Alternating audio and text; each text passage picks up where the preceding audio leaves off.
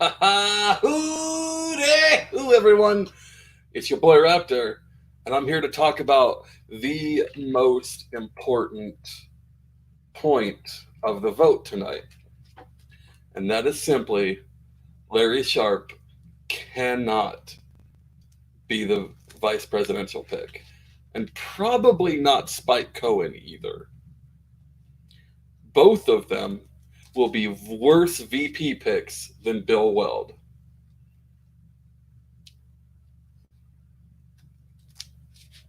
What's up? So here's why. Because they're both way, way better than Bill Weld. That's actually the answer. The title's misleading on purpose. Um, the point of this is not anything to do with Larry or Spike. Um, they're both amazing. High charisma, principled, on message people. The way they approach that message is different, and the message they deliver is slightly different. I love both of them to death. Uh, Bill Weld was a much better VP.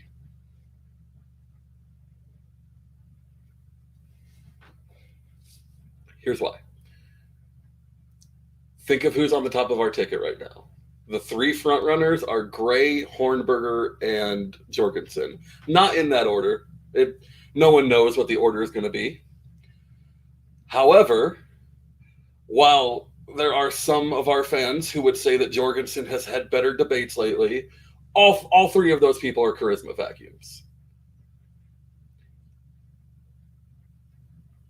Larry Sharpe, putting Larry Sharpe as the number two, and this is applicable to Spike. Everything I'm going to say here is also applicable to Spike. Putting them number two behind any of those three means that you are dooming the front runner, the lead of the ticket, to being less likable than their VP. If you look at how the other what am I trying to say? The other campaigns have worked, the successful ones in the other two parties, the headliner is the high charisma, doesn't really know what they're talking about candidate, and the VP is typically kind of the low key, somewhat policy wonk. Um, Basically, think of it this way: when McCain and Palin went up against Obama and Biden, the reason Obama won, there's a lot of reasons, but the biggest reason is McCain has all the charisma of a wet blanket, or had, obviously, and Palin, for whatever else you can say about Palin, is highly entertaining. Um, on the other hand, Biden was seen as more of a policy wonk at the time. People weren't super aware of how much of a train wreck he was yet. The internet hadn't caught up to where it is now, so there wasn't the clips of him, smelling people. Craig makes a good point. Bush Cheney, if we want to go back even farther, um, Bush was the I would like to have a beer with that person. Cheney understood everything about foreign politics. I would say he was wrong about it, like his conclusions were wrong, but in the arena of foreign espionage and politics, Cheney knew what the fuck he was talking about. And so to pull this back, um, the problem with the ticket is the problem with Larry or Spike on the ticket is because the front runner for the none of the front runners for the presidential ticket are really all that charismatic. They're all policy wonks in their own way. Um, and I think this is mostly because libertarians in general, and this I've been look, if you're one of the Mises Caucus guys, this is what I've been hitting you on, and I'm really hoping that this sinks in. People who enjoy Hornberger or Gray or Jorgensen are the same people who like political podcasts. I'm sorry, guys, there's not a lot of those people. And more than half of them are going to hate us because of our policies.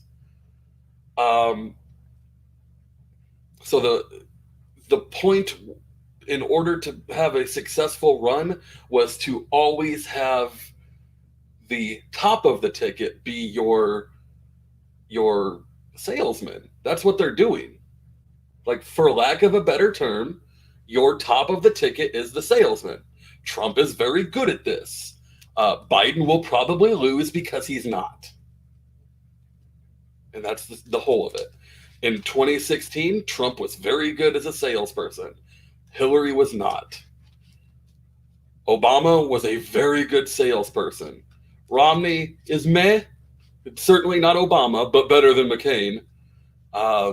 Bush was a salesperson. Clinton could sell you your own shit. Like, that dude had more charisma than should be legally allowed back in the day. I mean, that's how it's always been. The reason Bush won was unsuccessful in holding on to his presidency for the second term.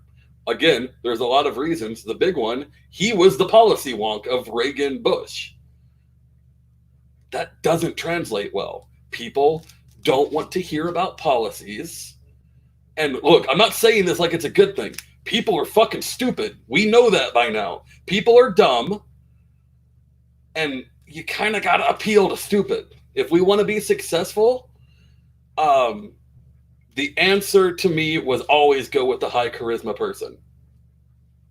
And let your Hornberger and Jorgensen and Gray would be great VP candidates, especially if Larry was at the top of the ticket, or Spike. Both of them. Flip the fucking ticket and it's perfect.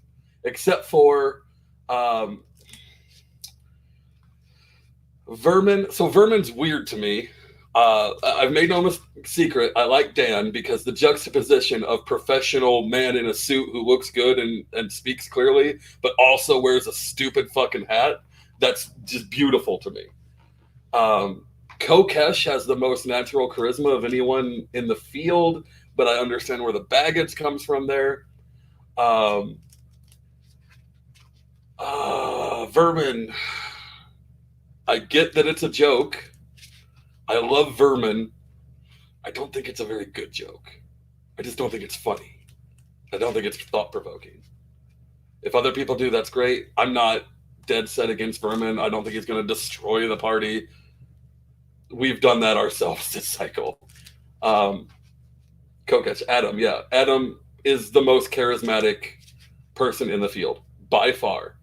And if he didn't have all the baggage that everyone associates with him, this would be a walk away.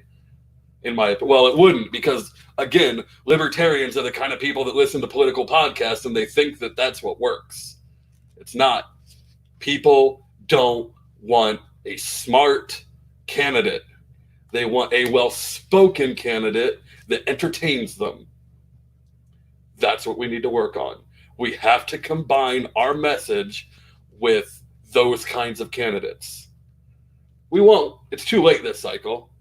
I just want to put this video out now so that when I told you so happens, I can point back and say, now it's time to fucking listen. Right, Tim Stanley. He is a jester. I just don't think he's very good at it. Like, it just doesn't come off well to me. And that just could be my subjective humor. That's perfectly fine. Perfectly fine. But I don't think Vermin's type of humor is going to play well in the electorate. But that said, he would be better than the other three that I've mentioned because they are policy wonks, and that is not going to work as the top of your ticket. The reason I think Johnson and Weld, at the end of the day, was a good ticket is because Johnson had more charisma than Weld, not nearly as much as Larry or Spike, but it's not what we're talking about. Johnson had a fair bit of charisma. He could make you laugh. He could relate with you on a human level. And Bill Weld understood policy. He was terrible, but he understood it. And that is how you structure your ticket. We're not going to do that this time. Maybe next time they'll listen. See y'all later.